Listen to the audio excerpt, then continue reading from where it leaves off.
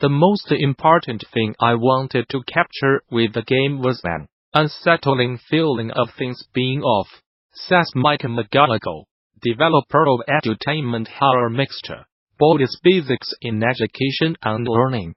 I did not want to go flat out horror.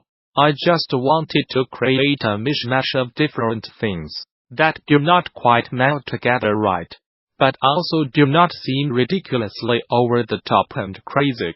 Baldi Basics begins innocuously enough, tasking players with finding notebooks and solving trivia questions within a crude, explorable 3D world. As players fill questions and wonder, though, the sense of unease permeates events and meetings.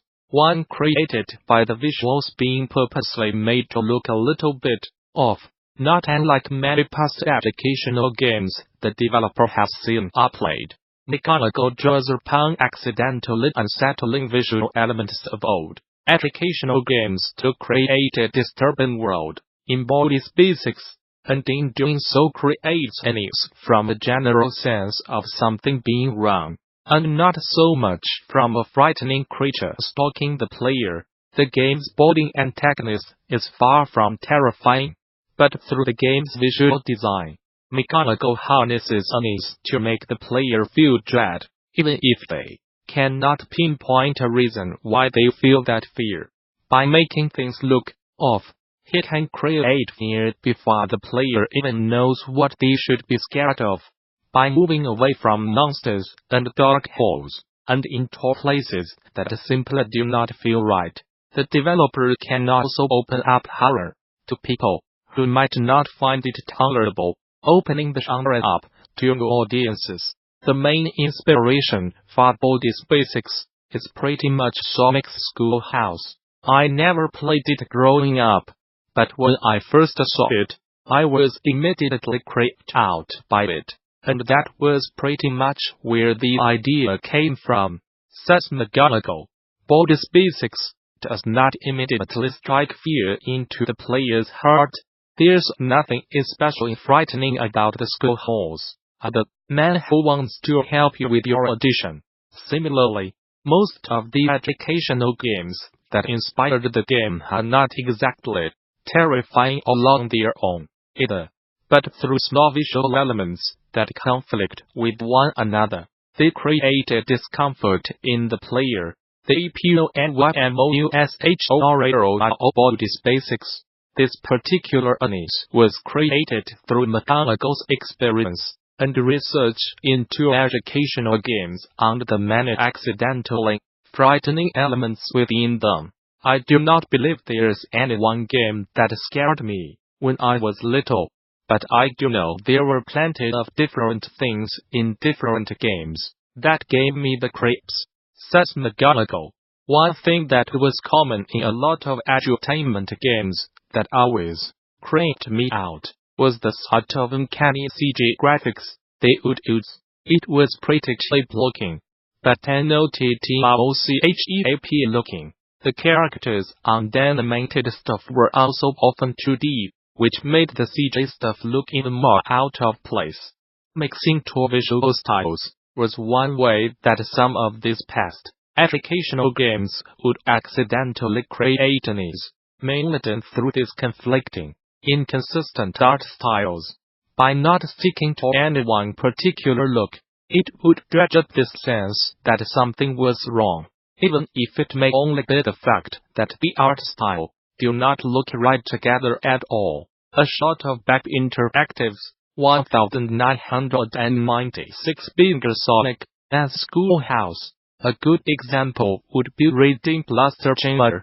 Most of the scenery was CG, and I specifically remember this one game where you could collect these toys, and they always gave me the creeps. Hold on, now, I gotta go look it up. Oh great, that's gonna haunt my dreams for a bit I think, he continues. Beyond the conflict between the two art styles, there is a crudeness to the visuals of the toys in Reading Blaster Chamber. In one mini-game, there are animals and objects within the scene that are in 3D, with this contrasted against the animated characters. should also appear. The 2D animated characters move and shift their eyes, but the 3D animated ones stand utterly still, eyes moving and then blinking.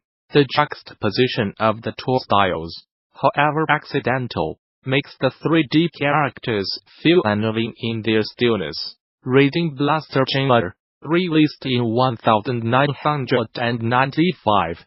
I also remember one time at the library, there was a Reader Rabbit game on one of the computers, and Reader Rabbit was just standing there, his normal 2D self, when the Itsy Bitsy Spider started playing something, and he started doing the hand motions, except his hands were not 2D, they were CG. It pretty much freaked me out. Says McGonigal. The tone element definitely influenced Baldi Basics art style in a lot of ways. Obviously, Baldi and some other characters are CG, though they do not quite capture that uncanny look I was talking about. Still, the sort of creepy, uneasy feeling those elements give me is the same feeling I was shooting for in the game. He continues. That inconsistency in art style seems to begin to create a revulsion in the player, one that makes the player wish to remove themselves from the play space, not unlike the fear that drives them to flee a lethal monster. It's a sense that something is very wrong with this place. If only from the jarring differences in art style, this is put to work in the game. Through varied art styles for objects and characters, the game refusing to settle on one concrete visual design for everything. It creates a sense that the world is not put together right, developing that important unease in the player. The main inspiration for Baldi Basics was old 3D games, the kind with billboarding sprites that slide around, low-resolution textures, and maze-like levels that are easy to get lost in. The most important thing I wanted to capture in trying to mimic this style was probably the feeling the cheap 3D games often gave. Says McGonigal.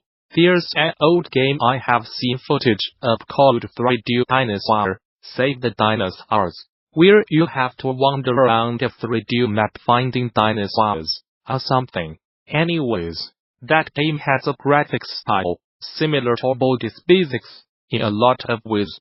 For example, it's incredibly inconsistent. You have got wild and far textures that vary from solid colors to photorealistic.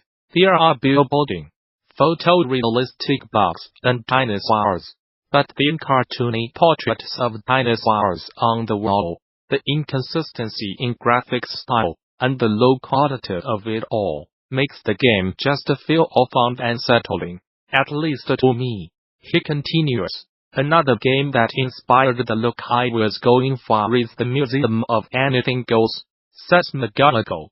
That game is all pre-rendered, but it has exactly the sort of feeling I wanted to capture. In the game, you basically just walk through an art museum. It seems empty, but every screen tends to have some sort of person or thing come out, screen onto something really weird. You can look into paintings and interact with them, and these often also have really creepy things.